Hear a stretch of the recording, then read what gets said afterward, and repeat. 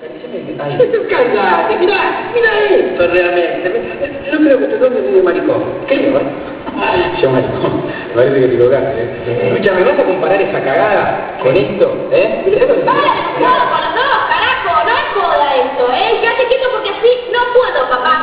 Mamá, bueno, está bien. Ella tiene razón, le podrían haber matado. No es para tanto. Acá sobra loco para los bastones. Ahí sobra lomo, sobra grasa, sobra chinchurines. Has hecho una vaca, papá. Mirá, te pintamos de violeta y salimos de pecho con la tira. La boca de niña. Che, no sabía que andabas con la gente personal ahora, Muy bien, ganaste un abogado. Ay, llegó caliente y tomó un poquito de gaseosa. Sí, no quiero gaseosa. ¿Sabes qué quiero? ¿Me traes una manzana de la heladera, por favor? Tengo en el calabozo toda la tarde y ni agua, Dios. Pero, Diego, ¿cómo se levantar el horno todo? Pero paré acá, sin persiana, Estoy hablando con ella. Aparte yo estoy herido, Anda,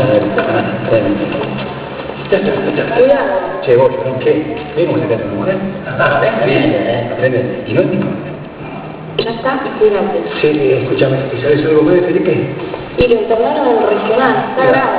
Sara se quedó con él para cuidarlo. Felipe va a ser mal, es un infierno. Muy bien, Juanita. Esa rapidez. ¿Cuánto cobra por hora?